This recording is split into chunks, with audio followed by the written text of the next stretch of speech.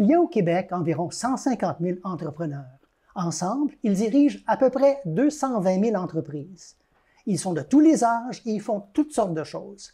Venez avec moi rencontrer des entrepreneurs d'ici. Aujourd'hui, j'accueille M. William Azef. Il est propriétaire de plusieurs entreprises à la montagne, ici à Mont-Tremblant. Alors, M. Azef, bienvenue. Merci beaucoup. Alors, vous avez plusieurs entreprises. Qu'est-ce que vous avez exactement?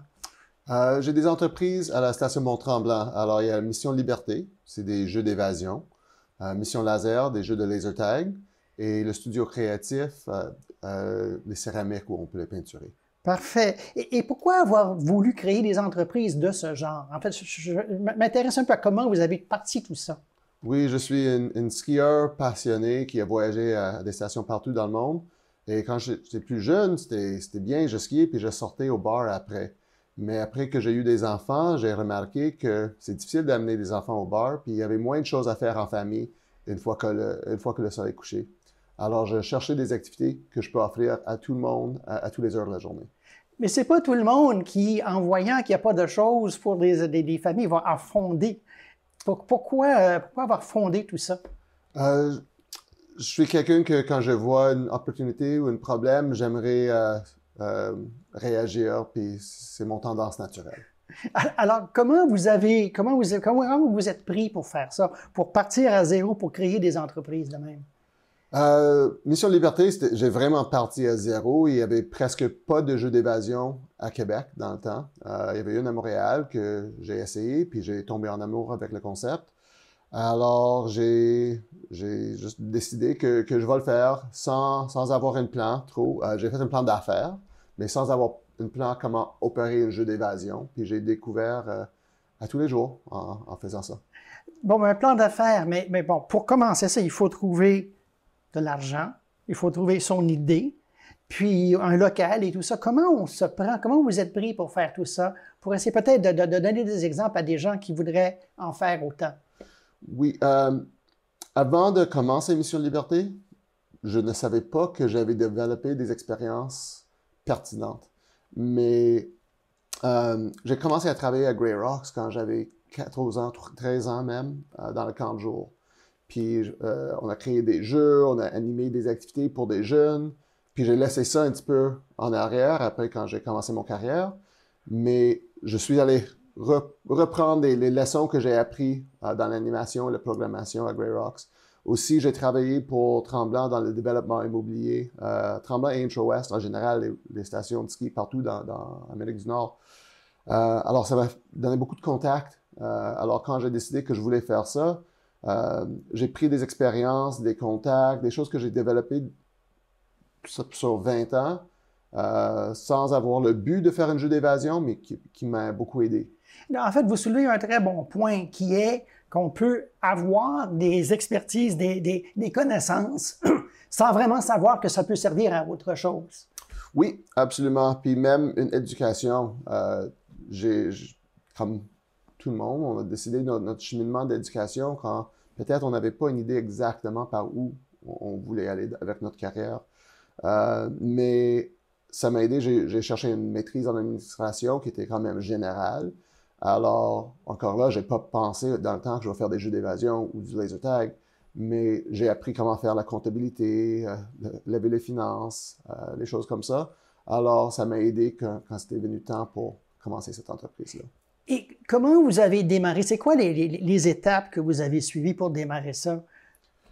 La première chose, c'était d'écrire un plan d'affaires. Alors, c'était quoi ma vision pour l'entreprise?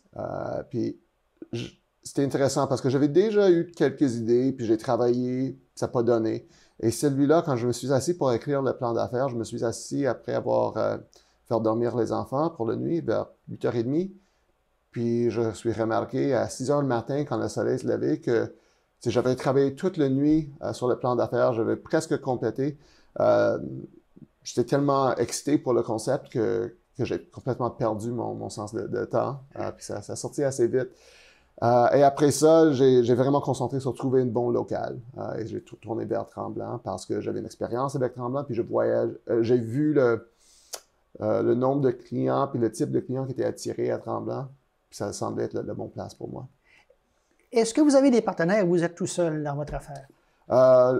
Mon épouse est partenaire avec moi. On travaille très proche ensemble. Okay. Et puis, comment vous avez fait pour, par exemple, financer? Parce qu'il faut de l'argent pour partir quelque chose. Puis c'est pas nécessairement évident pour les gens qui se partent en affaires.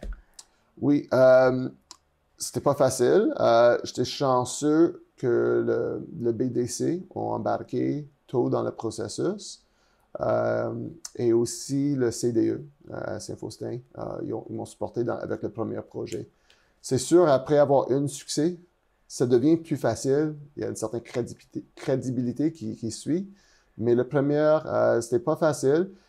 Le fait que j'avais quand même accumulé quelques sous pour contribuer moi-même, ça a aidé aussi. Donc, vous avez un peu parti avec un peu de votre argent, mais vous êtes allé voir un peu le BDC, c'est la Banque de développement? Banque de développement du Canada. Oui, OK. Et donc, la CDE ici, dans les Laurentides. Donc, oui. Vous allez voir ces gens-là, vous allez arriver avec votre plan d'affaires? Oui, j'ai arrivé avec mon plan d'affaires. Je suis aussi allé voir les banques, les 6 grandes banques à Canada, la Caisse. C'était moins facile pour eux autres d'embarquer avec quelque chose si inconnu à ce stage-là. Mais le BDC sont créés pour aider les entrepreneurs à démarrer des choses un petit peu dans l'inconnu. Alors, ils ont été plus ouverts. Donc, ça, c'est un bon tuyau, quelque chose à retenir, que cette banque-là existe pour aider les entrepreneurs. Oui. Et il y a aussi de l'aide disponible dans la région aussi. Oui, le CDE, de plus en plus, ont devenu un très bon partenaire pour moi. Ils sont vraiment là. Leur but ultime, c'est de voir la croissance des entrepreneurs. C'est moins pour le profit. Alors, ils sont prêts à prendre des risques pour nous aider. Donc, est-ce que c'était difficile de trouver des locaux? J'ai vraiment décidé que je voulais être à la station Mont-Tremblant. Alors, je n'ai pas regardé ailleurs. Et dans le temps, 2016, Tremblant était un petit peu au ralenti. Après la crise de 2009, ça n'a pas tout repris encore. Alors, il restait les locaux, mais pas tous les locaux sont égaux. Alors, il fallait vraiment que je trouvais celle où je pensais qu'il va y avoir le plus de monde qui passait en avant, qui va prendre une petite pause pour remarquer qu'on a été là. Alors, ça, c'était un petit peu plus difficile d'avoir le local que je voulais. Mais il faut dire que Tremblant avait un esprit ouvert et était un bon partenaire pour moi aussi. Et ensuite, comment faire pour trouver des clients? Parce qu'une fois que vous êtes établi, il quand même faut du monde. Oui, ça m'a surpris comment c'était difficile. Moi, je croyais vraiment qu'il n'y avait pas d'activité pour les familles ou pour du monde après que le ski est fermé, qu'il y avait 2 millions de visiteurs à la station Mont-Tremblant. Alors, le fait que je suis là, que j'ouvre mes portes, ils vont tous rentrer. Puis c'était pas de tout le cas. Même 3 ans après être ouvert, j'ai rencontré du monde à chaque jour qui disait « Ah, je ne savais pas qu'il y avait des jeux d'évasion ici. Est-ce que vous venez d'ouvrir? » Alors, c'était une éducation constante. On a même brisé des règles. L'association Villégiature, il y a des règles très exigeantes. On n'a pas le droit d'avoir des mascottes pour l'entreprise. Alors, on a essayé d'envoyer des employés dans les costumes quand on n'était pas trop supervisé. Quand on voyait il y a des groupes de bachelorettes ou les enterrements de gars ou au restaurant sur les terrasses, on allait discrètement les offrir des cartes rabais pour venir jouer avec nous. Alors, c'était très, vraiment un client à la fois au début. Parfait. Donc, on viendra dans quelques minutes pour parler un peu de qui vous êtes, vous, William Azef. Merci.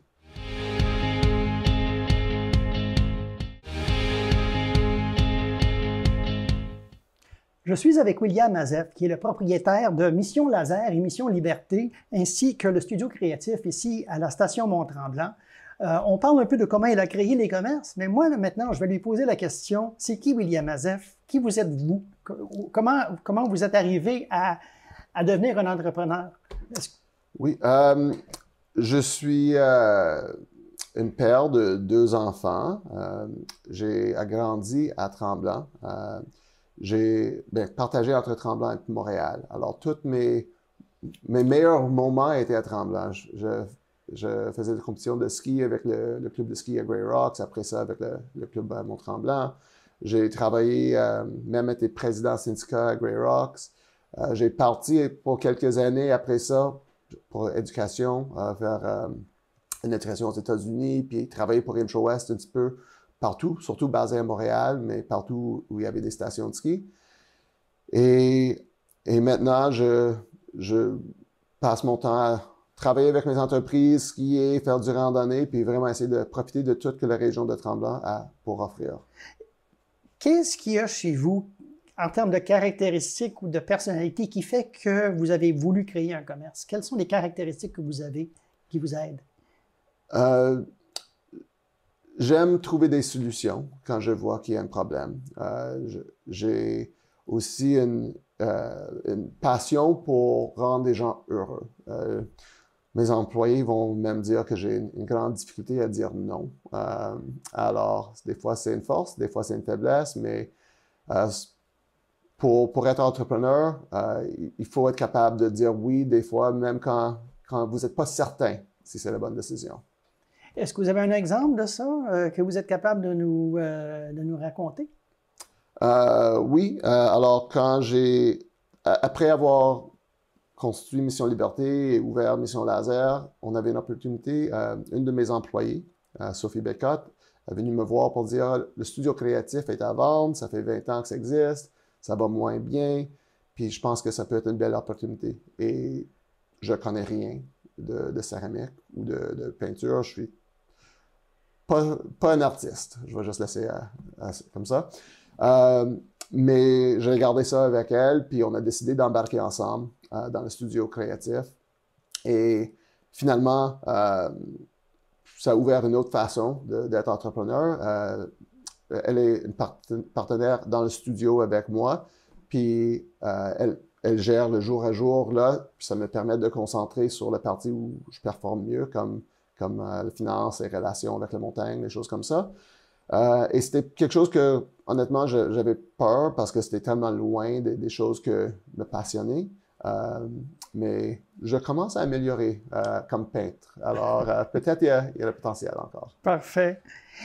Qu'est-ce que vous avez eu à apprendre à faire dans le cadre d'être entrepreneur? Parce que ça fait depuis quoi, 2016 à peu près que vous êtes là?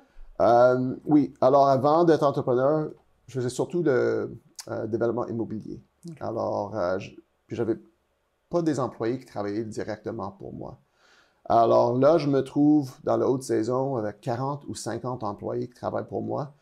Et la gestion des ressources humaines, c'est un défi énorme dans les petites entreprises et surtout en cette période ici, après COVID. Alors, je suis toujours en train de faire le recrutement, la rétention et j'essaie de développer mes outils pour être un meilleur gérant et bien traiter les employés. Est-ce que vous avez eu à suivre des cours pour vous perfectionner soit dans ça ou dans d'autres choses? Oui. Alors, le Chambre de commerce offre des cours plusieurs fois par année pour aider à gérer des employés, aider à mieux vendre vos produits ou représenter la région, comment créer une ambiance de travail dynamique et excitant. Alors, j'essaie de participer le plus possible. J'ai toujours des choses à apprendre. Et ça, je pense que c'est un bon point que vous soulevez, que c'est, il y a des ressources qui sont disponibles, il y a des groupes et des organismes qui peuvent venir en aide, pas juste aux gens qui partent, mais aussi aux entrepreneurs qui veulent développer leurs compétences. Certainement. Et c'est sûr, quand il y a un animateur qui vient donner une course, c'est très important de les bien écouter puis apprendre. Mais même les autres entrepreneurs qui participent, il y a des choses à offrir, à discuter. Alors, des fois, j'apprends autant quand je parle au cocktail après le présentateur a terminé, juste en parlant avec les autres entrepreneurs. Donc, c'est ça, cet échange d'informations qui peut être aussi très utile. Donc, l'importance de réseauter, de faire partie des associations et des groupes. Très important, oui. Qu'est-ce que vous avez trouvé le plus difficile dans tout ça? C'est sûr, la période de COVID était extrêmement difficile. Il y avait tellement d'inconnus. Et les premières journées au mois de mars 2020, quand j'avais besoin de dire... Mais on ne rentrait même pas en personne pour aviser nos employés qu'ils ne rentraient pas le lendemain, qu'on fermait, puis on ne savait pas quand on va réouvrir. On ne savait pas encore les programmes d'aide qui vont être offerts pour les employés ni pour pour les employeurs. C'était très, très épeurant. Par contre, ça a permis les autres commerçants à la station Mont-Tremblant. On vivait tous dans le même inconnu, puis on a créé une petite communauté de commerçants qui communiquaient presque à tous les jours pour partager des informations, des stratégies, puis on a sorti comme groupe plus fort qu'on était avant. Et donc, c'est ça, c'est vraiment cette période-là. Mais est-ce qu'il y a des choses aussi dans le quotidien ou dans le vécu que vous trouvez un peu plus difficiles? Oui, je trouve ça... Des fois, je trouve ça difficile de gérer, comme je dis, les ressources humaines, mais c'est une chose de gérer les payes, puis il y a des choses qui sont faites de en haut en bas, mais aussi des relations entre les employés. Et je suis pas toujours présent, surtout maintenant avec plusieurs entreprises. Avant, j'étais là tout le temps. Je savais qu'est-ce qui se passait, pas juste dans l'entreprise, mais dans les vies de chaque employé. Et là, je suis un petit peu au recul et j'apprends des tensions ou des choses qui arrivent après le fait. Alors, je trouve ça difficile de ne pas être capable de savoir tout en tout temps. Mais ça, je pense, c'est un facteur de croissance aussi. C'est à composer avec la croissance. Oui, mais ça ne le rend pas plus facile.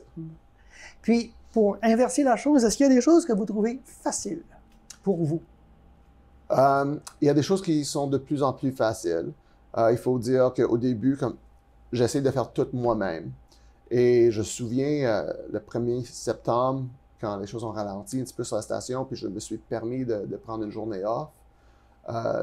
J'étais très stressé, puis j'ai checké mon cellulaire à tous les moments. Là, j'ai bâti une équipe de gérants dans laquelle j'ai beaucoup de confiance, qui ont démontré avec du temps qu'ils sont capables de prendre des bonnes décisions. Alors, je suis très reconnaissant que les choses sont plus faciles maintenant parce que j'ai une main gauche, une main droite fort pour m'aider. Et est-ce que vous arrivez à avoir une vie relativement équilibrée, travail-famille? Ça dépend quand. Les mois de juillet à août, non, c'est pas équilibré. C'est tellement achalandé sur la station Mont-Tremblant, on travaille beaucoup. Par contre, mes enfants viennent travailler aussi. Depuis qu'ils ont 8 ans, 9 ans, ils travaillent. Là, ils ont 16 et 13 ans. Alors, ils aident beaucoup. Alors, on se voit au travail. Mais j'ai beaucoup plus de temps à cause que Tremblant est saisonnier. L'automne, le printemps, même l'hiver, c'est pas tous les semaines qui sont achalandées. Alors, je trouve un meilleur équilibre quand c'est pas l'été. Donc, mais il y a quand même moyen de vivre cette vie relativement équilibrée. Oui. C'est un équilibre différent d'un travail 9 à 5, mais oui, il faut trouver les moments. Parfait. On va revenir dans quelques instants pour parler un peu de vos défis là, en ce moment. D'accord.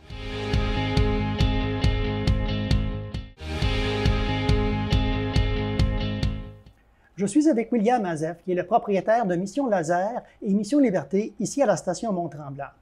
Monsieur Azef, re-bienvenue. Alors, si je vous donne une baguette magique pour résoudre tous les problèmes de votre entreprise, de vos entreprises, qu'est-ce que vous feriez avec cette baguette magique-là?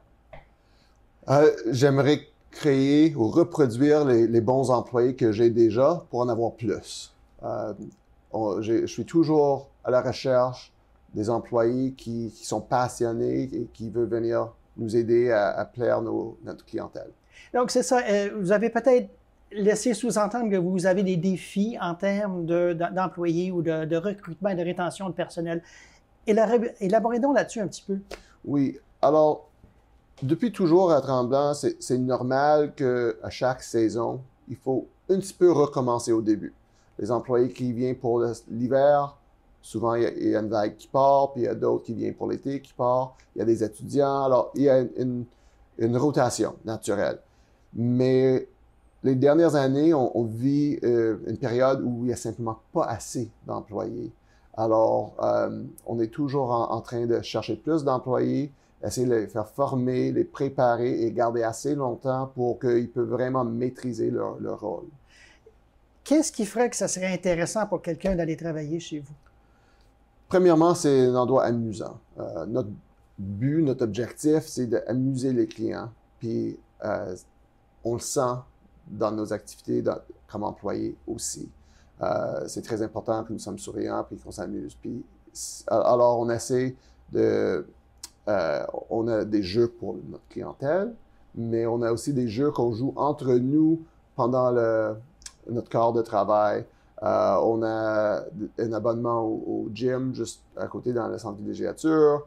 On a des réductions sur les passes de ski. On a des sorties entre employés plusieurs fois par saison. Alors, puis c'est aussi beaucoup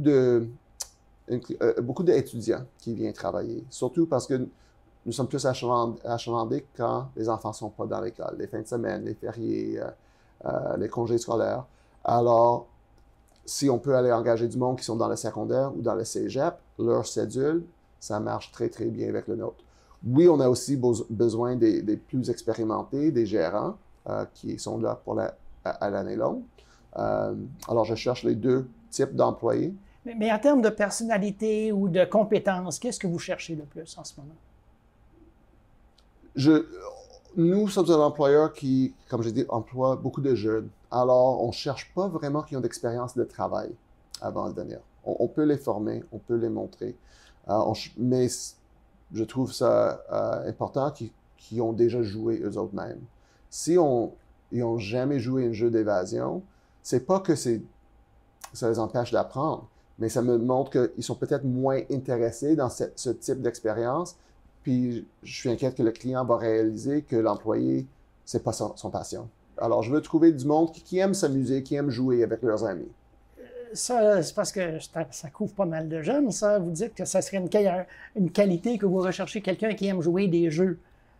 Aime jouer des jeux, mais c'est certains types de jeux. Okay. Alors, oui, il y a du monde qui aime jouer au hockey.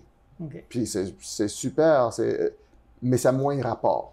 Mais s'ils aiment jouer aux jeux de rôle, surtout aux jeux d'évasion ailleurs, mais des jeux de rôle comme les Donjons et Dragons, des choses comme ça fait très bien avec les jeux d'évasion. Si quelqu'un joue beaucoup de jeux de vidéo, souvent ils vont être plus attirés par la mission laser. Alors, on essaie de matcher les intérêts et les passions de nos employés potentiels parce que on peut enseigner beaucoup de choses, mais c'est difficile d'enseigner la passion. Ça, c'est un très bon point que vous soulevez. La passion doit être là au départ. Oui. En termes d'heures de travail, etc., c'est quoi normalement les heures de travail pour quelqu'un qui travaille chez vous? Les fins de semaine, nous sommes ouverts de 10 h le matin jusqu'à 10 h le soir. D'habitude, on divise ça dans une couple de quarts de travail. Alors, on essaie de vraiment discuter au moment de l'entrevue, c'est quoi les disponibilités de nos employés. Il y en a qui aiment dormir le matin, il y en a il faut étudier le soir. Alors, on essaie de trouver des solutions qui vont plaire ceux qui viennent travailler avec nous. Et donc, où est-ce que vous cherchez, où est-ce que vous trouvez la plupart de vos employés?